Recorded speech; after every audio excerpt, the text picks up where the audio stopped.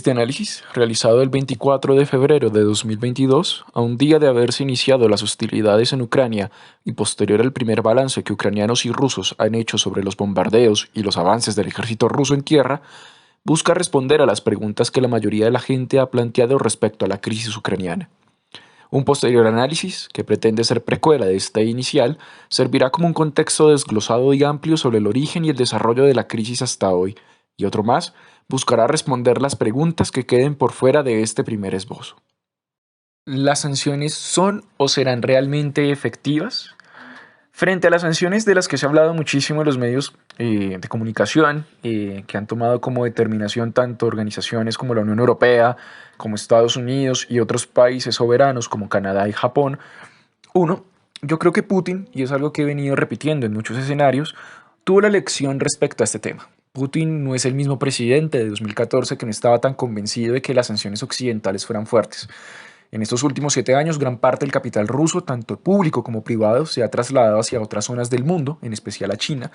Y muy probablemente para esta invasión a Ucrania, tanto Putin como el Ministerio de Defensa y el Ministerio de Economía ruso ya debieron haber estudiado las consecuencias de estas medidas. Seguramente las debieron haber modelado y debieron haber tenido en cuenta todas las variables y consecuencias de estas decisiones para poder lanzarse un ataque de esta manera y no detenerse con las sanciones. Pero lo primordial es que mientras China decida no sancionar a Rusia y no decida cerrar el comercio internacional con ellos, es muy poco probable que las sanciones estadounidenses y europeas afecten hasta cierto punto la economía rusa.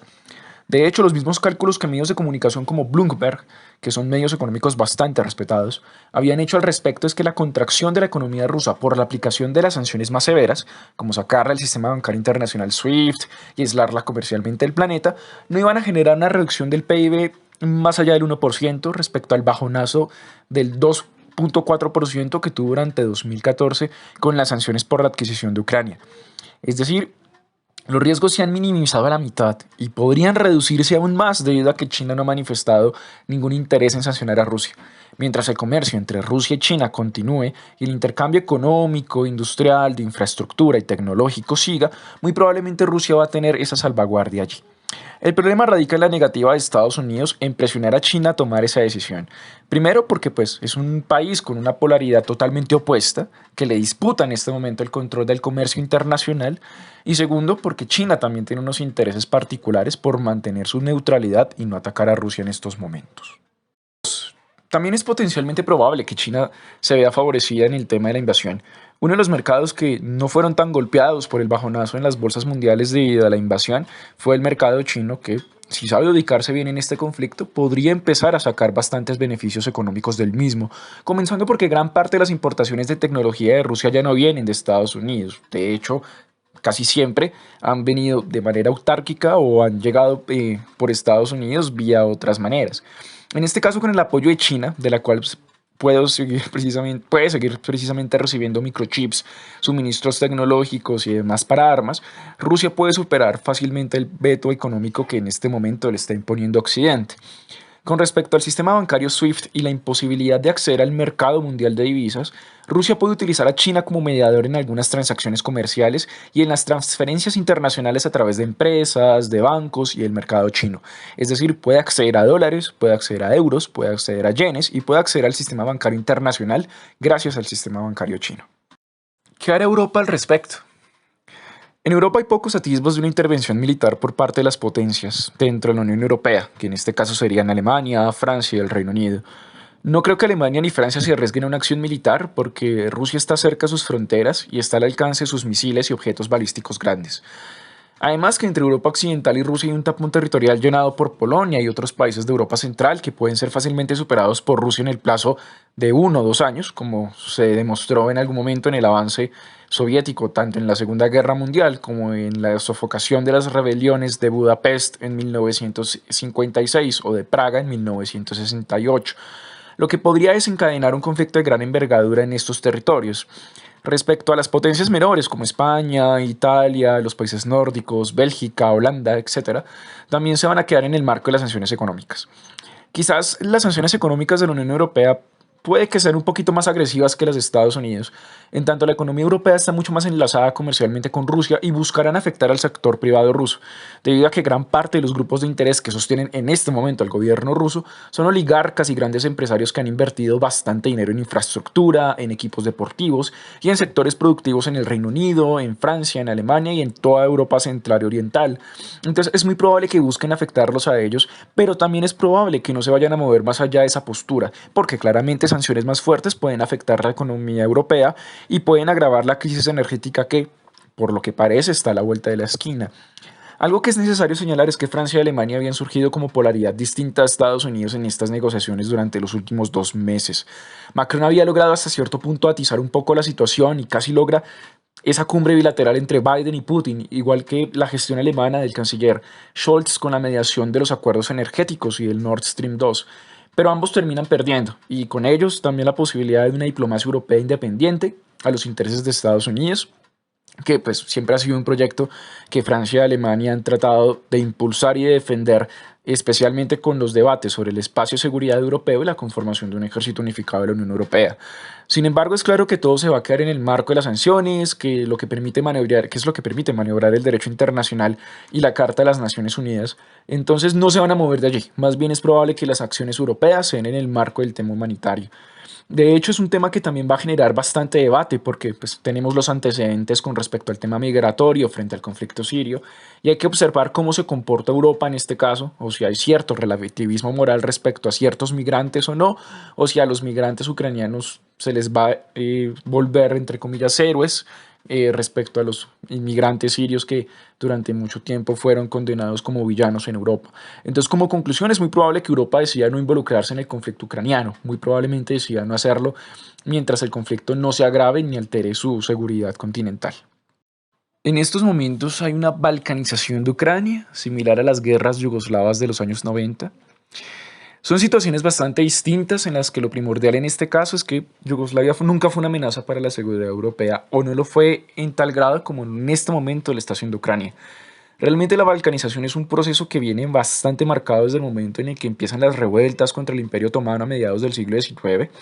la disputa internacional entre Austria, el Imperio Otomano y Rusia por los Balcanes al finales también del siglo XIX, que de hecho es una de las principales causas después de la Primera Guerra Mundial, y en el surgimiento del discurso paneslavista que va a alimentar tanto los sentimientos nacionalistas en las diferentes nacionalidades, valga la redundancia, eslavas integradas a los imperios que se disputan los Balcanes, como en la retórica rusa de recuperar las viejas zonas del imperio bizantino como destino manifiesto e histórico, entre comillas, frente, abro comillas otra vez, al invasor austriaco y al infiel genocida musulmán, cierro comillas.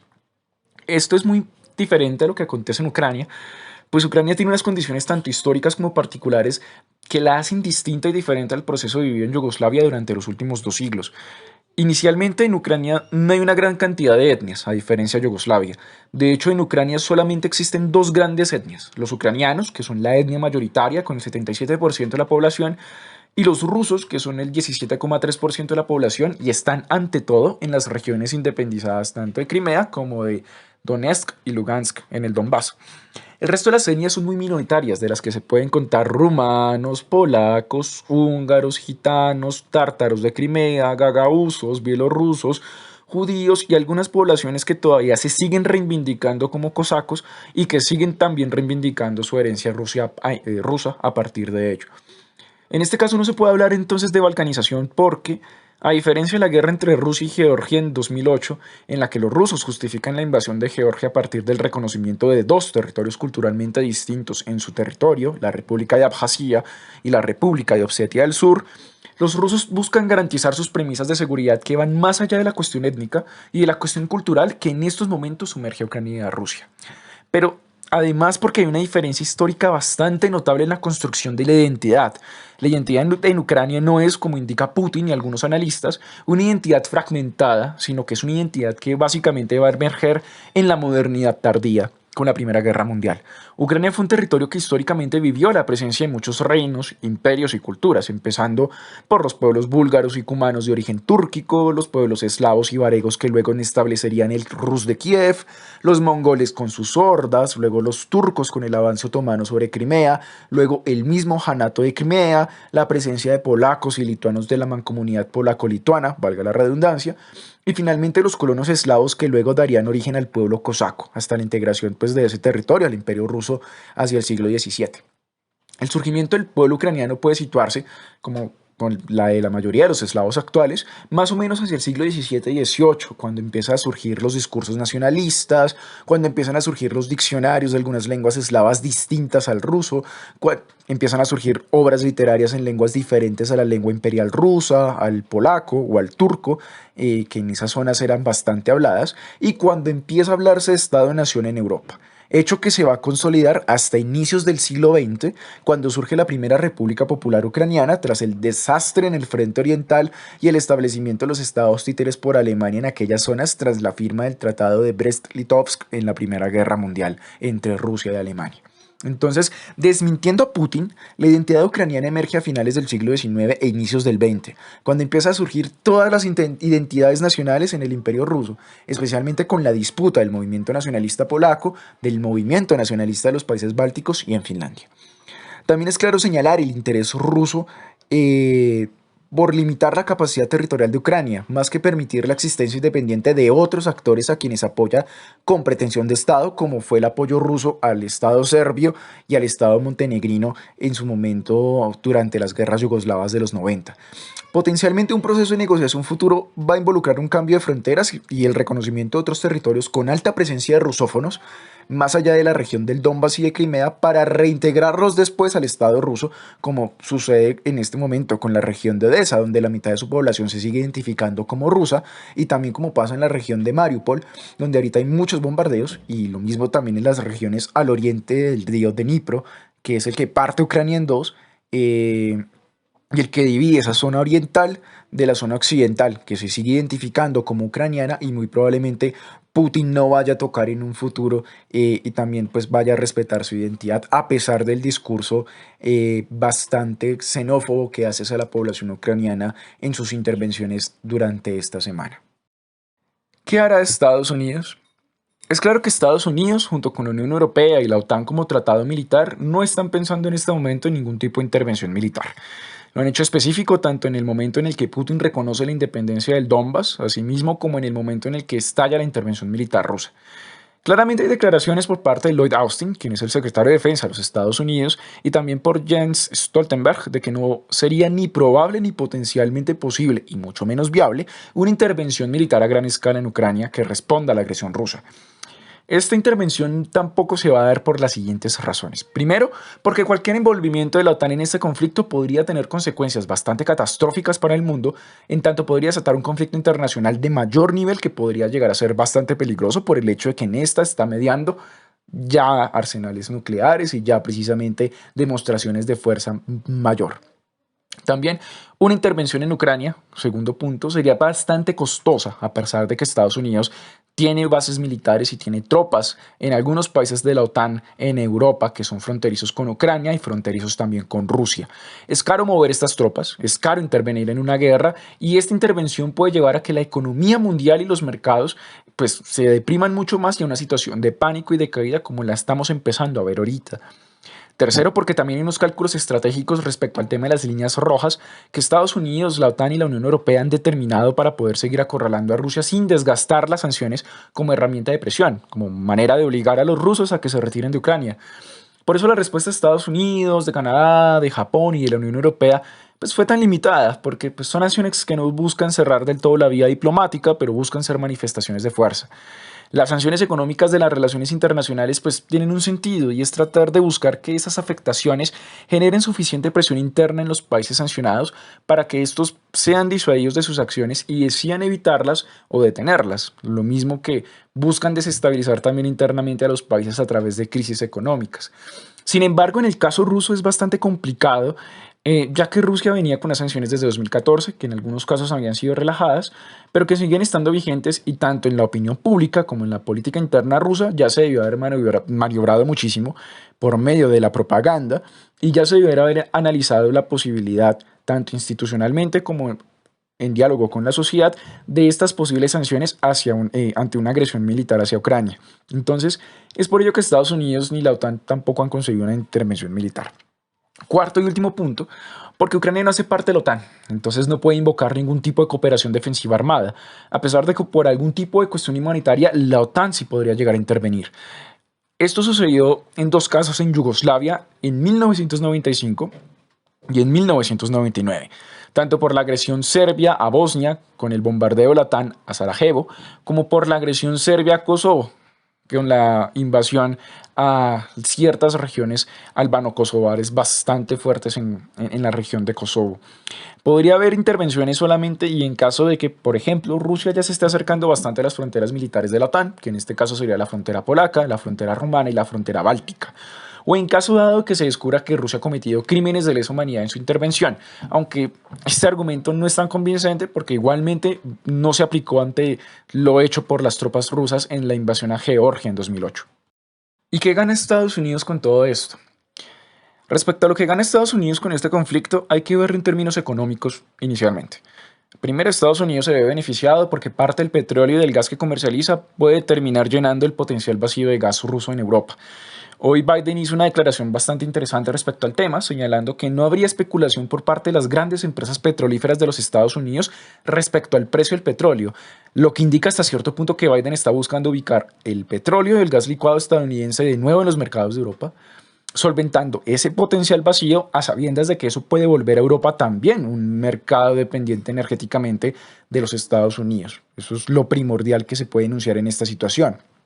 Pero también hay una segunda situación y es, existe un interés de Estados Unidos por tratar de defender tanto su aspecto hegemónico como país dominante, como también seguir siendo garante hasta cierto punto de las relaciones internacionales. Son demostraciones de que sigue siendo el árbitro mundial, entre comillas, tratando de buscar que otras potencias no entren con ese mismo ánimo mediador, especialmente en el caso chino, que de hecho podría en el futuro ser un país mediador que resuelva este conflicto. Si eso llegase a pasar, sería un gran gana-gana para Rusia y para China, ya que eso le haría ganarse a China un espacio en el escenario internacional que todavía no ha logrado consolidar del todo.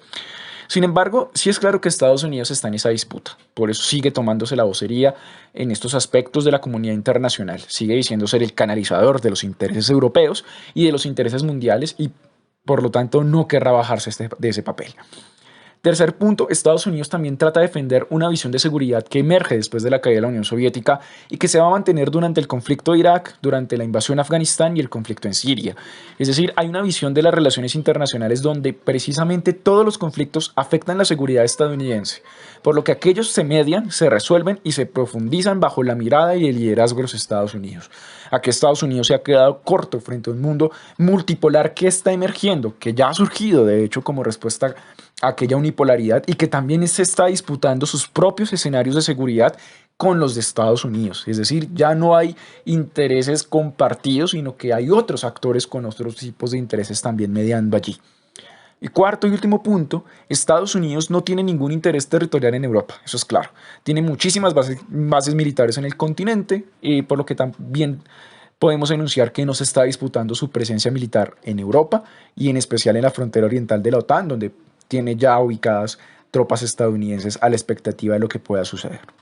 Y bueno, ¿qué se puede esperar de este conflicto en Latinoamérica? Pues respecto al tema latinoamericano, no creo que realmente la recomposición de fuerzas que sucede en este momento incida de mayor manera, en especial en el tema coyuntural de la guerra en Ucrania. Como lo venía diciendo en otros escenarios, la guerra en este momento en Ucrania se va a mantener en un margen netamente regional. Tanto las declaraciones de Estados Unidos como de Europa hacen ver ello, lo mismo que las declaraciones rusas. Es muy probable que todo el marco del conflicto se quede en Ucrania y se limite solamente al espacio ucraniano. En cierto modo, hay una preocupación en ciertos sectores políticos respecto a cómo ubicar países como Nicaragua, como Venezuela y como Cuba, que son aliados indiscutidos de Rusia en la región latinoamericana. Y pues más allá del apoyo incondicional y el respaldo diplomático, no creo que haya ningún otro tipo de acción en contra de países aliados de Estados Unidos en Latinoamérica o contra la misma Estados Unidos en este momento.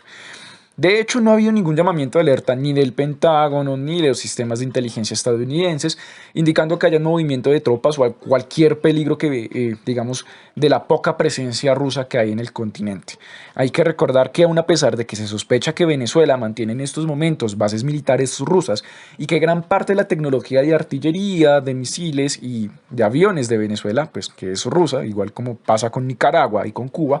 pues que esa tecnología, esos entrenamientos y la presencia de esas misiones militares rusas no tienen la finalidad en este momento de invadir o atacar otras naciones en Latinoamérica y mucho menos en una región como la nuestra. Quizás y solamente en el caso de que llegase a escalar el conflicto a un punto realmente álgido, a un conflicto mundial y que como les digo está bastante lejos, eh, quizás y solamente ahí podríamos hablar de un riesgo. Sin embargo, pues estamos muy lejos de ese punto. Es decir, aún no hemos llegado a él y las prevenciones que ha hecho Estados Unidos, la Unión Europea y la OTAN respecto a tomar medidas de índole militar más allá de la ruptura de relaciones diplomáticas y de las sanciones dan a entender de que todavía estamos lejos de un escenario de guerra mundial y que por lo tanto un escenario en el que aquel conflicto pudiese afectar la geopolítica latinoamericana también está lejos.